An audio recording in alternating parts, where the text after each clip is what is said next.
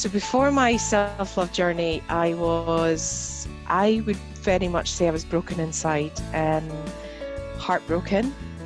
The belief of a successful relationship, let alone marriage, I didn't think I was capable of it. I thought there was something deeply, deeply wrong with me, but I didn't know what. I didn't know how to find it. I didn't know where to go. But I knew that there was a pattern that was happening. But because I was living in such a sort of state of martyr, I was blaming everybody else for it. I was blaming my past relationships for it. I was blaming any failed relationship with a guy. I was saying it was all his fault. Because I was thinking, poor me, poor me, poor me, because I could see this pattern happening. And the easiest thing, right, was to blame someone else rather than looking inward at yourself. In my previous relationship, which I was with him for about 4.5 years, I could see this pattern happening again, and something happened, be it the universe told me or the angels or whatever you want to call it, but I heard this comment that said, the reason that you are picking emotionally unavailable guys is because you are emotionally unavailable yourself. And it was so clear, so crisp, that it stopped me in my tracks. I remember exactly what I was doing, where I was, but it stopped me completely in my tracks. And for a good couple of months, I just let it settle, and it settled in, and it scared me, really, really scared me shitless, thinking, okay, what do I do with this information? Where do I go? Something hit me one night where I had done all the partying, I'd done all the enjoying myself, and treating myself and doing things for me, to then feeling really, really desperately lonely, and just feeling that this wasn't life for me, and that I really desperately wanted to heal myself, because I knew there was something deeply rooted that needed healed. I had no idea what self-love was. I didn't even know what it meant. Initially I thought, is it something fluffy? Because it's like self-love, is it fluffy? Is it because you buy flowers for yourself? I really wasn't entirely sure what it meant. And then when I started working with Katie, reading her book, it was like as if something inside me just woke up, just went, or the clouds had disappeared. It was like as if I knew that the reason that I heard those words in my head that day about, the reason that you're picking emotionally unavailable guys is because you're emotionally unavailable yourself, was because I didn't love myself. I didn't love who I was, the essence of me. I didn't believe that I was worth being loved. So if I don't believe I was lovable, then no one else is going to believe it, are they? Knowing that I had to really, really focus on me, and not about finding my guy. It's not about, writing the wish list. It's just about focusing on me and stripping everything bare, quite literally. And then started working with Katie. First of all, completed the Love Yourself Free from People Pleasing teleclass. So then from there, I knew that there was other work that needed to be done. When you do the work, and when you're consistent with doing the work, something just happens, something just clicks into place. And I think, this is the way I see it, the universe then goes, oh, finally you see the lesson that we've been trying to give you here.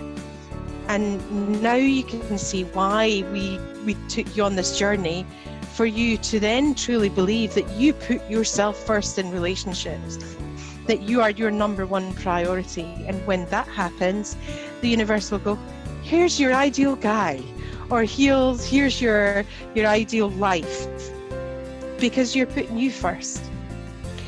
So from doing all the work with Katie and on the Live Louder experience, and really focusing on making myself emotionally available, crying when I want to cry, not really caring about who's there, but just letting those tears flow, and feeling comfortable doing it, you know, not shying away or anything. And from really putting that first, putting myself first and loving myself, things just transformed. I was asked to join a dating site just for fun. And I thought, okay, I'm going to do it just for fun. One thing led to another. And I got chatting to a guy 240 miles away, and I thought, that's okay. He's far away. He's far away from me. But something just transformed. Something opened up when I started talking to him. He was a really, really down-to-earth guy, who, right from the word go, our relationship, or when we first got speaking, was openly just transparent. There was a real sense of honesty. There was a real sense of emotional availability between the two of us. And I didn't notice it at first. I was just a little bit blown over that this guy was openly suggesting to come and visit me, when in the past, because of all my people-pleasing behaviour, I would be thinking about how do I please him, and going into overdrive and not really thinking about the relationship, just thinking about how I could please this guy, when really he was doing something so heartfelt and was putting me first. And that spoke volumes to me. When I journaled the next day and I heard it was let him in, just this repetition, and I let him in, something just changed, something miraculous changed. And he came to see me and we just hit it off. I have never felt so excited about a relationship where this guy is just perfect. My whole life has completely changed. The beliefs that I had about dying alone, the beliefs that I had about never ever meeting my perfect guy, or that I had an amazing future ahead of me, when I did that work and when I saw what I needed to do and what was stopping me from having that life, was because I was focusing too much on my past. My past is not me anymore. My past is not my truth. My past does not dictate to what my future is going to be anymore. I dictate that, and I choose what my future is. My future is going to be